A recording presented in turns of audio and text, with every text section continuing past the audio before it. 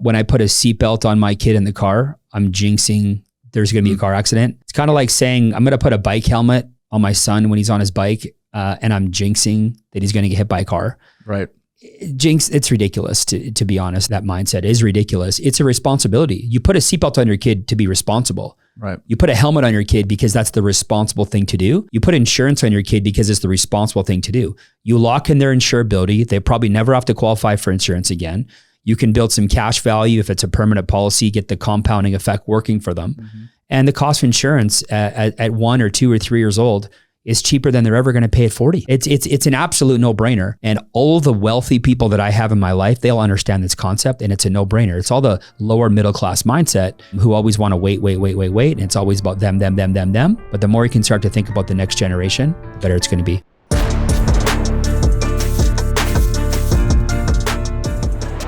What's up, everybody? Welcome to Life by Design with Steve Holbrook. I'm super excited you're here today. I have my special guest, Mr. Colton back in the studio again. We loved him so much that we invited him back. We weren't sure how it was going to go, but we had some great feedback. So all jokes aside, super pumped to have you here today, brother. Thanks, man. Yeah, I'm excited to be back. I'm glad I made the cut. I was not taken off the team. So yeah. Good. What's new and exciting with you? We got a lot going on. It's been a super packed summer. We got a family reunion actually coming up this weekend. We've got a trip coming out to a new property that our in-laws have purchased. We're going out to Ontario, you and I, soon in a couple of months, which is really exciting. You've also got an exciting trip coming up too, hey? Yeah, heading to Africa in a week, so that's gonna be fun. Yeah, we got a big content day today, so that I can be in Africa and not worry about it. What are you excited about the most about your trip?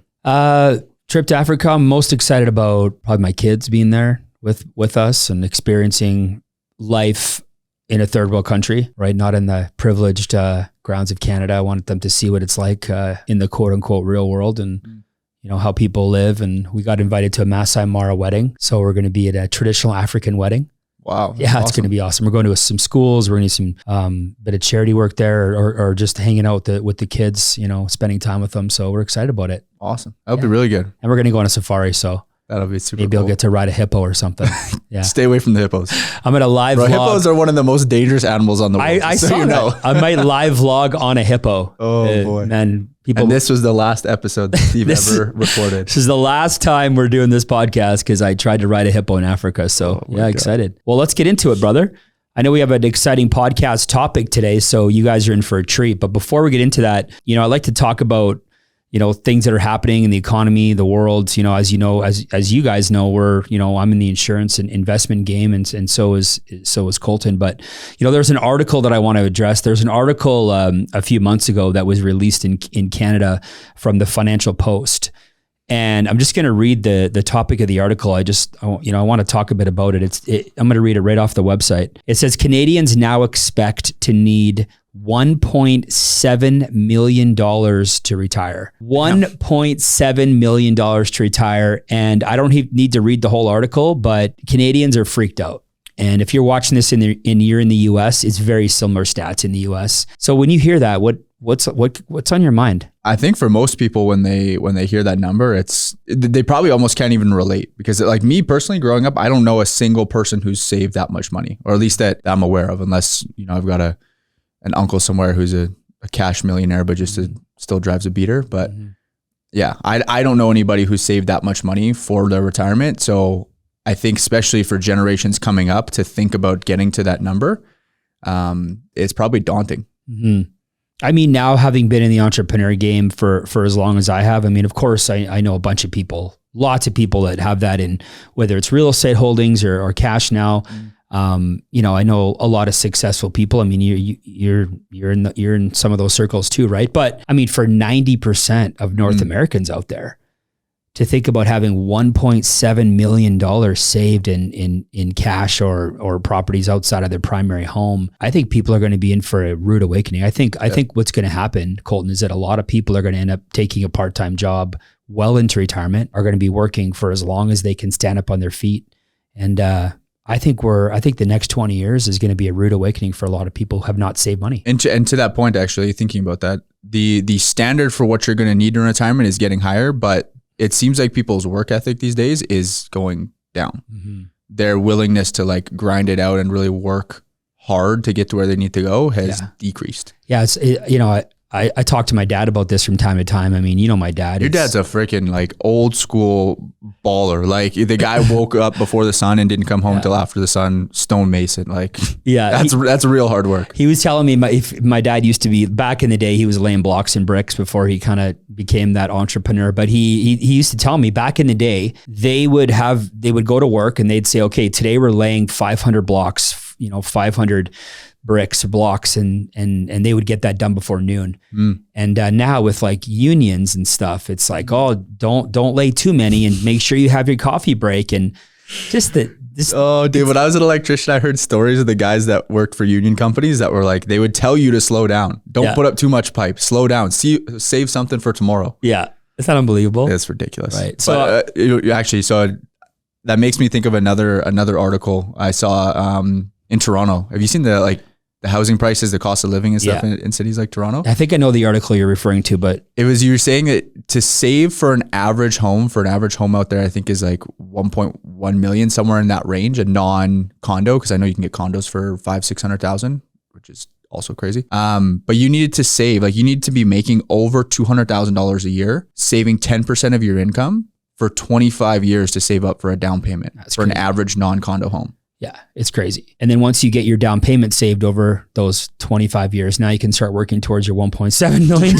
for retirement. It's crazy, right? So awesome. Well, hey, listen, let's transition to our topic. I think that might tie into a bit of our topic here today, but today our topic is going to be the misconceptions of the insurance world. Okay. The misconceptions of the insurance world. One of my favorite topics to talk about. It's no secret, you guys, more people than ever are looking to make more money. Inflation is at a 20, 30 year high, depending on what number you look at. Debt is on the rise. The middle class is getting squeezed. So we need more cash flow. We need to make more money. And here we are in one of the most noble industries and definitely one of the most profitable in all of North America. This could potentially be an industry and a vehicle that many people could take advantage of to help solve some of their financial issues. Why do you think the opportunity is good? And maybe we'll get into talking about why more people aren't looking at it as a possibility for themselves. In terms of, why do I think a lot of people haven't looked at this industry yet? Yeah, I guess let's start there. Why don't more people look at the insurance industry? I think if I'm being honest, I think a lot of people look at the insurance industry and they think that in order to be successful in the industry, you have to be like this door knocker, cold caller. I think they think of insurance people, especially in North America, as like this 60-year-old white male that's going around with a briefcase. Door to door. Probably a lot of mistrust with insurance reps over the years. I think those are just a few to start. Yeah, I could definitely agree with that. I'd also say it's probably not as sexy as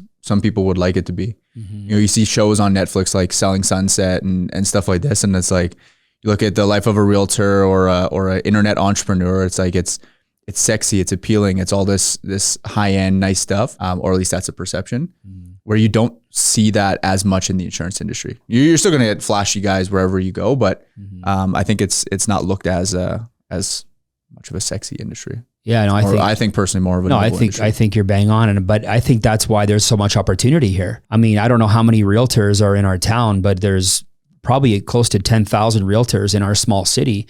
And I have a lot of friends that are in real estate and they're very successful at it. But what I found in our city is that there's a handful of realtors that sell all the homes.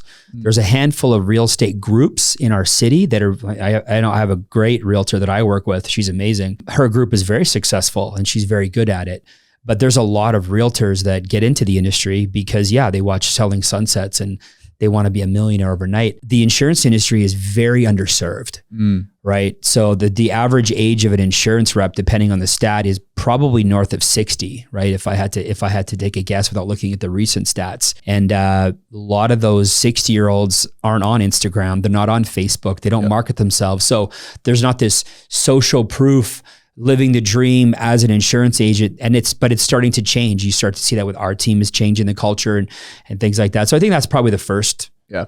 And what do you think about credentials when people think, oh, if I get into insurance and finance, I need to have 17 letters behind my name and all these certain credentials to be able to do the right thing? Yeah, well, it's great. I mean, personally, now having run an insurance agency with nearly 1,000 agents, as part of our greater team, I think we're over 900 now. Most of them didn't come from an insurance background. What people don't realize is that all the training is in-house in this industry. You have to be part of a firm like ours, or like our team in particular, that has a great training program. We train from the ground up. There's an insurance license. So a lot of the learning happens within, where you don't need to go and have a degree to be successful here. And I think that it isn't a misconception that people have. Yeah. Do you think they get more scared thinking about having to maybe cold call, or do you think some people have hesitations in this industry because they think they're going to have to sell to a bunch of people that they know, like their friends and family? Yeah, I think that's again, back to my original comment. People think it's a cold calling, door knocking, or they get fearful. They have to, sign up all their friends and family. So these are all concerns that are easily addressed with the right firm. And maybe let's move into that a little bit more. Maybe some misconceptions that are out there about our model, right? Not just our company's model, but the insurance industry in general, and maybe what type of person should or shouldn't be looking at something like this. Yeah, in terms of the insurance model, I find it interesting. Again, when you look at the real estate model, when you look at the mortgage model, I mean, these are agency model industries. The insurance world has an agency model industry, but some people think, well, because you're building a team in the insurance world, because you have an agency, because you override agents, it's some kind of pyramid. It's, it's an illegal pyramid because there's overriding. I mean, it's the same in every industry. So I think a lot of times people that get into the industry, they only see it as a producer model where they're going to come in here and produce, and that's where they have to feel like they need to sell their friends and family for 30 years to be successful. When in reality, the biggest players in the insurance world are the ones that are wrapping their heads around the early RE/MAX model. One of the best books that I've ever read is Everybody Wins the RE/MAX Story, and they were founded. Oh yeah, it's a phenomenal book. Right, and founded in the early 70s, and they were a recruiting model, and now you have EXP in the real estate world that's dominating the real estate industry. And so because the insurance industry has had less visibility and less really understanding and really less people doing it overall, there still are a lot of, misconceptions about our model and how it works and the override structure. But I always tell people it's very similar to the real estate mortgage world, if not exactly the same to some models. It's just an underserved, better opportunity right now, in my opinion. I think as well, talking from like an underserved standpoint, if you're only trying to sell to like the traditional industry, high net worth individuals, how many people are high net worth individuals in Canada? Small percentage. Small percentage. So if we want to help more people that need this type of information and need this type of help, how are we going to do that? Let's say just you and I. Right. I think that's a good point. Like, we talk a lot about there's this huge middle class population in North America, and the agents that are in the insurance world, the ones that have been around forever, they only want to talk to the wealthy. They don't want to serve the middle market. They don't have the structure. They don't have the products. They don't have the reach. It's one typically male serving 2,000-3,000 clients, right? And if he's going to take on more clients, he wants it to be wealthy. I mean, I've heard horror stories of agents who are dealing with parents but don't want to deal with the children because the children don't make enough money. So what this industry needs is a grassroots movement, a recruiting model that takes people from the ground up, people just like you and I, right? Because people out there right now, average and ordinary people, they want to deal with people that they can relate to. Yes. They don't want to deal with a stuffy 3-piece suit, right? Talking over their head, jargon this, jargon that, selling on commission. That's the old way of doing it. That's one of the, I'll sort of cut you off. That's one of the biggest comments clients make when I sit down with them is we went to the bank and they talked to us like we were children. Yeah. They like look down on us a little bit. They said all these fancy terms, which I'm sure that's not every bank, every company, but I think it does happen a lot more in the industry. And I think you're spot on. They want people that are actually going to care about them before trying to, be fancy and over explain all this stuff that a lot of institutions do, I think. Yeah, 100%. So who's serving the middle class? Like who's serving the couple, the 25-year-old couple that just bought their first home, that's just getting started, that doesn't have 150 grand in the bank? Who's serving the single mom? I know who it is. I was talking to a prospect out in Ontario about a month ago, and he was looking at coming with us or going with a traditional company. And the advisor he was going to work under had 3,000 clients, been in the industry a little over 30 years. And he is going to be the brand new guy that was going to So the advisor had 3,000 clients. This guy was going to start under him and service all of his bottom clients, essentially. He was trying to say it in a nice way, but essentially all of his clients that no longer met the minimums that this advisor had. Yeah. I mean, every month I meet with somebody who's taking a look at our business. And of course, I'm interviewing them to see if they'd even be a fit for our model. And, a couple months ago, again, just this one guy pops into my head, and he was looking at our model versus a couple other models. And he made this comment like, same thing. I don't know. I can't remember the exact words he used, but he made a comment like, well, why do I want to, if I'm going to spend 15, 20 years of my career, 30 years of my career, why would I spend time with that kind of person? Why would I want to hang out with that kind of person, serve that kind of person? And I looked him in the eye and I said, you don't get it. You don't get it. And you're not a fit for what we're trying to do. You're not a fit for our model. You should go work at XYZ company. He went and worked for one of the oldest investment companies in Canada. And, good luck with that, because there's, 90% of the insurance agents are all fighting for the same pool of people. Why do I want to work with that person? Which by the way, that person that advisor is talking to, that's you. That's you. Your family. That's my family. That's probably your family growing up before they got into entrepreneurship. Yeah. That's most of us listening. That's our families that they're talking about. It's not worth their time to sit down with and help. Okay. So let's just back this up. If more North Americans need financial education. Fact. Okay. If the average age of an advisor in this industry is probably north of 60. Yep. There's this massive group of people that are underserved. So what we need more licenses and more agents that are willing to serve that market. Mm-hmm. Hence the recruiting, building agency model of real estate put into the insurance world. And that's where the opportunity is over the next 5, 10, 15, 20 years. If you're watching this video right now, thinking about, potentially changing careers or looking to get the insurance world or open opportunity, you shouldn't be looking at a traditional firm, that where you can't build and develop a team, right? Those opportunities are cooked. What you should be looking at is a model where you can build and develop an agency so you can serve more people that actually need the product. Mm-hmm. Absolutely. And let's jump into product. Let's talk about misconceptions of the product in the insurance industry, because we have a bunch of different types of products in Canada and in the US. We probably won't touch on the US too much, but what are some things that you have heard about the product, like life insurance, maybe some investments, some misconceptions around that? Yeah, as far as the consumer side of it, there's a few misconceptions about life insurance. I would say the first one that comes to mind is, I don't need life insurance because I'm covered through work. Listen, I'll just address that right now. First of all, when you have coverage through work, they're in control of that policy. So they can change it on you at any time. They can make enhancements to it. It's typically not enough coverage, right? What is it? 1-2 year salary. They don't know how much debt you have. I typically ask clients, I'm like, hey, I'm glad you have something through work. Can you tell me what it is? And most have no idea. They have no idea.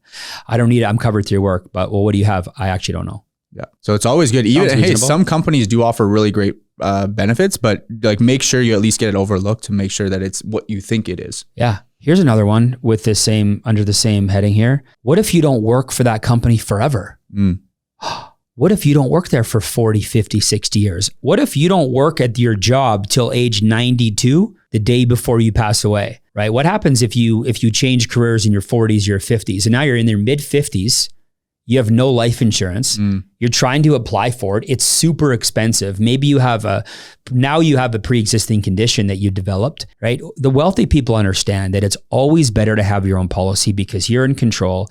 You pick the beneficiary, you pick the right amount of insurance, you pick the right type of coverage for the length of time you need it, and you never have to worry about it.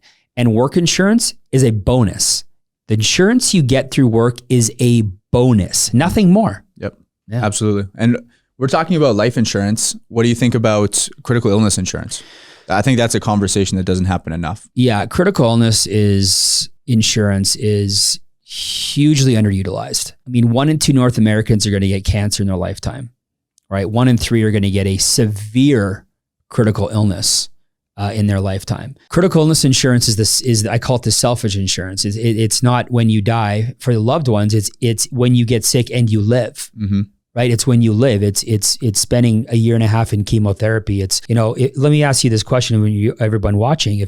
If you had to take 6 months off work or 12 months off work or 2 years off work, how are you doing financially? Right? That $4,000, $5,000, $6,000 a month that's coming in, where is it coming from? I mean, if you could go to the store tomorrow and buy a toaster, a magic toaster, right? I'm sure you could find this at Costco because Costco has everything. You go to Costco, you buy a magic toaster, and every month that toaster popped out $5,000 a month. How would you treat that toaster?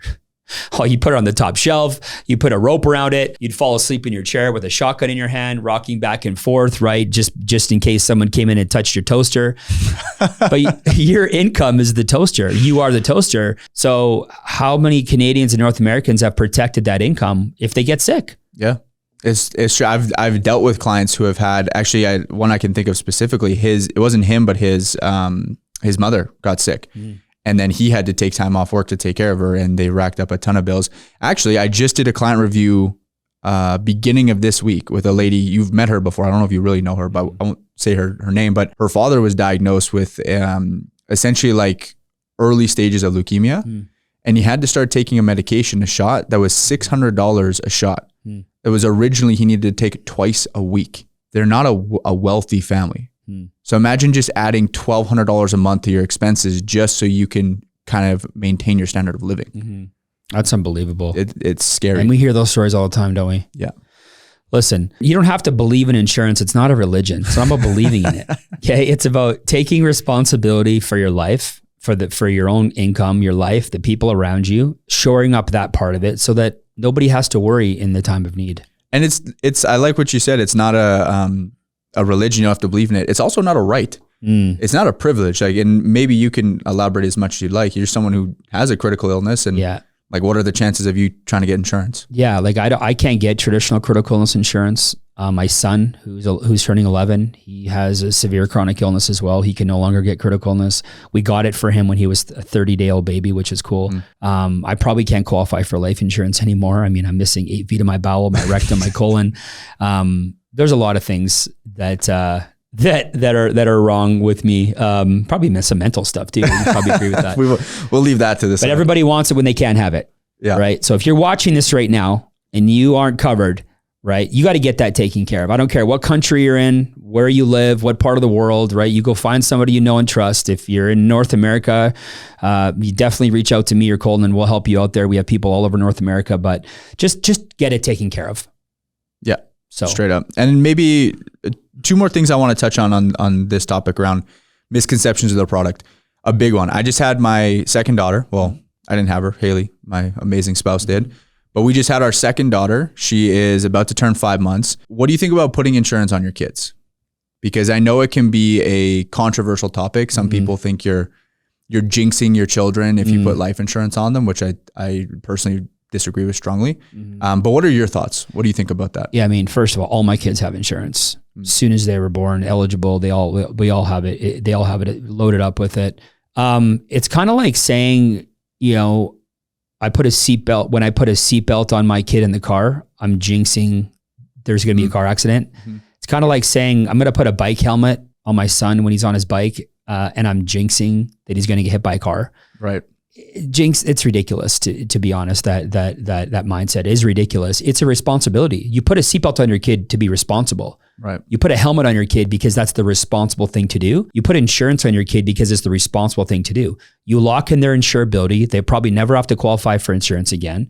You can build some cash value if it's a permanent policy, get the compounding effect working for them. And the cost of insurance at 1 or 2 or 3 years old is cheaper than they're ever going to pay at 40. Astronomically low. It's an absolute no-brainer. Yeah. And all the wealthy people that I have in my life, they'll understand this concept, and it's a no-brainer. It's all the lower middle class mindset who always want to wait. And it's always about them. But the more you can start to think about the next generation, the better it's going to be. And if you don't mind sharing, when would your son have not really been able to qualify for more insurance, or as much as maybe you guys would like? Like the fact that you put it on him when he was 30 days old, and I think the earliest you can do is 18 or 14 days for a lot of companies. But by what time was he no longer able to get insurance? 2 years old, he became uninsurable. Yeah.